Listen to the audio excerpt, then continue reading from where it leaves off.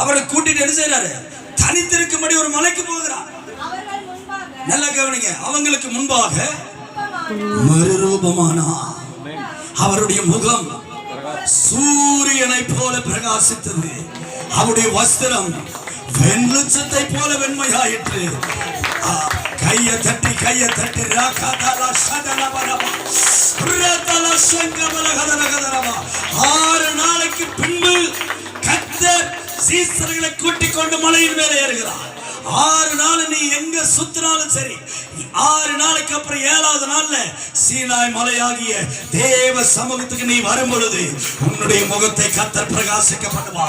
உன் வஸ்திரத்தை கர்த்தர் பிரகாசிக்க பண்ணுவா. உன் வாழ்க்கையை கர்த்தர் தலைகளாய் மாற்றுவா. எல்லா கையை தட்டி 6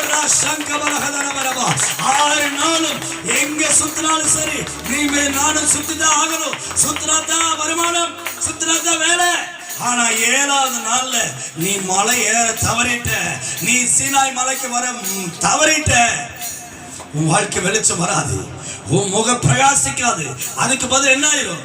உன் முகம், நான் ஏற்கனவே சொன்னேன், இருளுன்னா அங்க வெளிச்சம், பிரகாசம்னா அதுக்கு இன்னொன்று இருக்குது. என்னது?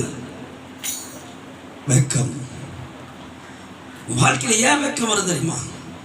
நீ ஏன் தலை குனிஞ்சு நிக்கிற தெரியுமா? நீ சீனாய் மலையில் இல்லை. நீ மலையேற அனுபவம் உனக்கு வேணும். 6 நாளைக்கு பின்பா தேவ சமூகத்துக்கு போகணுங்கிற எண்ணம் இருக்குமானா உன் வாழ்க்கையில ஒரு வெளிச்சத்தை நீ பார்க்குவாய். அல்லேலூயா. ஏனென்றால் இங்கே ஆண்டவர் சொல்றாரு, மோசேக்கு தன்னை பேல வெளிச்சம் அல்ல, அவர் எழுதி கொடுத்த சாட்சியின் பலகை அவன் கையில் இருக்கும் பொழுது அந்த கையில் இருக்கிற வெளிச்சம் அவன் முகத்திலே பிரகாசித்தது. கைகளை தட்டி எத்தனை பேரு புரியுது? புரிஞ்சா மட்டும் கையை தட்டி, இல்லைன்னா கவனிக்கல. இயேசுவின் நாமத்தில்